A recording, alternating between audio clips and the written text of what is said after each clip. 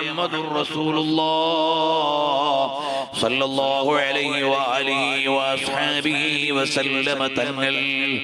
ആ ഹബീബ് ആരാണ്? അല്ലാഹുവിലേക്ക് നമുക്ക് ലഭിച്ചിട്ടുള്ള സയ്യിദുൽ വസീലയാണ്. ഓ ചെറുപ്പക്കാരാ,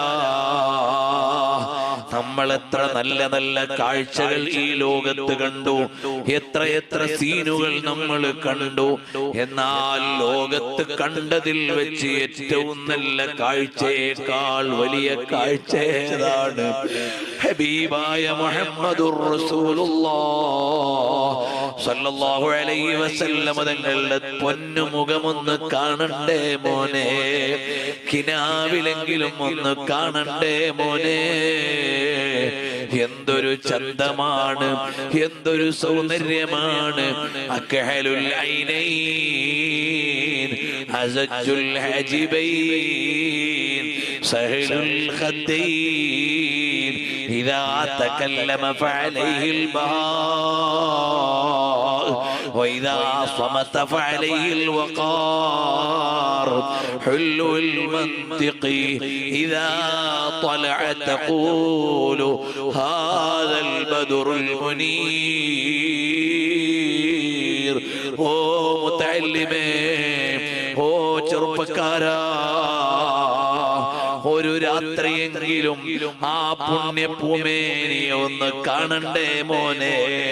എന്ത് രസമുള്ള കാഴ്ചയായിരിക്കും അത്. സൗബാന തങ്ങൾ ആലോചിച്ച് കരഞ്ഞ കാഴ്ചയല്ലേ അത്? സിദ്ദീഖുൽ അക്ബർ തങ്ങൾ കാത്തിരുന്ന് കണ്ട കാഴ്ചയല്ലേ അത്? ഉമറുൽ ഫാറൂഖ് തങ്ങൾ കണ്ണു നട്ടിരുന്ന് നോക്കിയ കാഴ്ചയല്ലേ അത്? തൽഹത്ത് ബിൻ ഉബൈദില്ലാഹി തങ്ങൾ അണച്ചു പിടിച്ച സാന്നിധ്യമല്ലേ അത്? ആ നന്നായി സ്വലാത്തു ചൊല്ലിക്കോ. മൻ റആനി ഫഖദ് റആനി.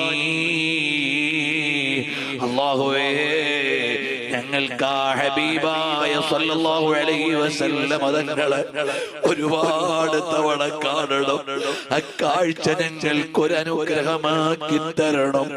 അവസാനം ഈ ലോകത്തോട് വിട പറയുമ്പോൾ ആ ഹബീബായ സല്ലല്ലാഹു അലൈഹി വസല്ലം തങ്ങളുടെ പുഞ്ചിരി തൂകുന്ന പൂമുഖം കണ്ട് പൊന്നു മുസ്തഫ സല്ലല്ലാഹു അലൈഹി വസല്ലം തങ്ങളിലേക്ക് അങ്ങ് ചേരണം. ഓ മോനെ, എല്ലാരും നമ്മളെ ഖബറിൽ കൊണ്ടുവച്ചിട്ട് മടങ്ങും. എല്ലാവരും തിരിഞ്ഞു പോകും, കണ്ണുനീര് തുടച്ചു കളയും. പിന്നെ കരഞ്ഞുകൊള്ളണമെന്നില്ല, പിന്നെ നമ്മളെ ഓർത്തുകൊള്ളണമെന്നില്ല, പിന്നെ നമ്മളെ പറഞ്ഞുകൊള്ളണമെന്നില്ല. നമ്മളെ ഖബറടക്കുന്നതിൽ ഭൂരിപക്ഷം ആളുകളും പിന്നെ ഒരിക്കൽ പോലും നമ്മുടെ ഖബറിങ്കൽ വരൂല. അറിയുമോ, നാട്ടിലെത്ര ഖബറുകളാണ് നിങ്ങൾ അടക്കിയത്? ആ ഖബറടക്കത്തിന് കൂടിയതില്ലെന്ന് എത്രയാള് പിന്നെ ഖബറുകൾ വന്നിട്ടുണ്ട്. ചെറിയൊരു ശതമാനമല്ലേ പിന്നെ പോകുന്നുള്ളൂ.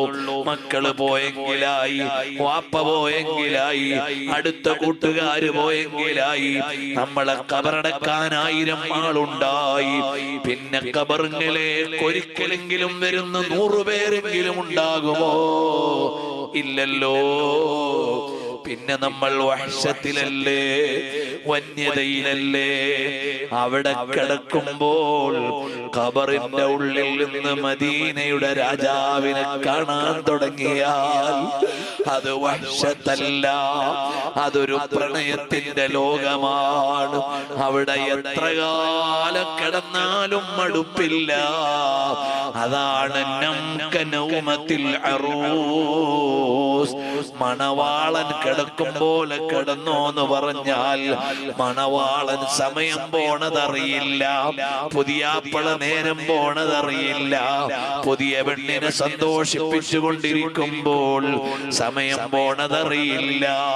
അതുപോലെ ഖബറിൽ മുത്തുനബി സല്ലല്ലാഹു അലൈഹി വസല്ലം തങ്ങളെ കണ്ടുകൊണ്ട് കിടക്കുന്ന ഖബർ 1000 കൊല്ലം കിടന്നാലും 2000 കൊല്ലം കിടന്നാലും അതിൽ മടുപ്പില്ല.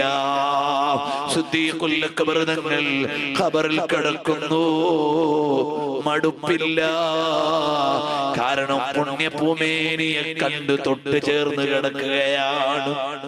അവർക്ക് വഹ്ശത്തിന്റെ ഖബറല്ല, അത് ലദ്ദത്തിന്റെ ഖബറാണ്, അത് രസത്തിന്റെ ഖബറാണ്. അതുപോലെ നമ്മളെയും നാളെ ജനങ്ങൾ ഖബറിൽ കൊണ്ടുവച്ചിട്ട് പോരുമ്പോൾ ആ കൂരിരുട്ടുള്ള ഖബറിന്റെ ഉള്ളിലേക്ക് ഇദാ തഖൂലു ഹാദൽ ബദറുൽ മുനീർ, ബദറുൽ മുനീറായ പുണ്യനബി തങ്ങൾ വരണം. പിന്നെ ഇരുട്ടില്ല. ഇന്ന ബൈതൻ അൻത സാകിനു ലൈസ മുഹ്താജൻ ഇല സുറുജി. തങ്ങൾ വരുന്ന ഖബറിൽ പിന്നെ വെളിച്ചം വേറെ ആവശ്യമില്ലല്ലോ. അങ്ങനെ വെളിച്ചമുള്ള ഖബറായി മാറും, പിന്നെ രസമുള്ള കാഴ്ചയായി മാറും. അല്ലാഹുവേ, അങ്ങനത്തെ ഒരു ഖബർ ഞങ്ങൾക്ക് തരണം റഹ്മാനേ. ഈ ലോകത്തുനിന്ന് യാത്രയാകുന്നതിന് മുമ്പ് ഹബീബായ സല്ലല്ലാഹു അലൈഹി വസല്ലം തങ്ങളെ ഖൽബ് നിറഞ്ഞ് കണ്ണ് നിറച്ച് കണ്ടിങ്ങനെ സന്തോഷിക്കാൻ ഞങ്ങൾക്ക് ഭാഗ്യം തരണം അല്ലാഹ്. മരണം വരെ നബി സല്ലല്ലാഹു അലൈഹി വസല്ലം തങ്ങളുടെ മദ്ഹ് പറയാൻ ശബ്ദവും ആരോഗ്യവും അറിവും ആഫിയത്തും നീ ഞങ്ങൾക്ക് നൽകണം അല്ലാഹ്. ഓ ചെറുപ്പക്കാരാ, വൃത്തികേട് കണ്ടിട്ട് കണ്ണ് കേടുവന്നാൽ പിന്നെ പൊന്നു നബിയെ കാണാൻ പറ്റൂല മോനെ.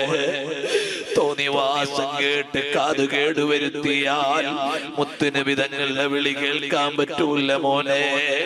അന്യപെണ്ണിനെ പ്രണയിച്ച് കൽബ് കേടുവരുത്തിയാൽ മുത്തുനബി തങ്ങളുടെ മഹബത്ത് ഉണ്ടാവൂല മോനെ.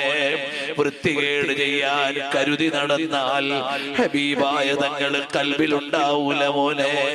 നബി സല്ലല്ലാഹു അലൈഹി വസല്ലം തങ്ങൾ നജസുള്ള സ്ഥലത്തിരിക്കൂലല്ലോ, മാലിന്യമുള്ള സ്ഥലത്ത് നിൽക്കൂലല്ലോ. തങ്ങളുടെ ശരീരത്തിൽ നിന്ന് ഒരിക്കലും ഒരു ദുർഗന്ധവും ഒരാൾക്കും ഉണ്ടായിട്ടില്ല. തങ്ങൾ ഒരു വഴിയിൽ നടന്നാൽ ആ വഴി തന്നെ തിരിച്ചറിയുന്നത് കസ്തൂരിയുടെ ഗന്ധം കൊണ്ടാണ്. സ്വഹാബത്ത് എത്തിപ്പെടുന്നത് സുഗന്ധത്തിലേക്ക് ചേർന്നിട്ടാണ്. ആ മുത്തുനബി തങ്ങൾ അനാവശ്യങ്ങളുടെ ഭാഗത്ത് തിരിഞ്ഞു നോക്കൂല, വൃത്തികേടുകൾ പറയുന്നിടത്തിരിക്കൂല. സദസ്സിലിരുന്ന് ഒരിക്കൽ പോലും ഒരു തെറിവാക്ക് പോലും പറഞ്ഞിട്ടില്ല, ഒരിക്കലും ഒരു കളവിന്റെ ആദ്യ വാക്ക് പോലും പറഞ്ഞിട്ടില്ല. ആരെങ്കിലും തെറി പറയാൻ തുടങ്ങിയാൽ അവിടെ നിൽക്കാറില്ല.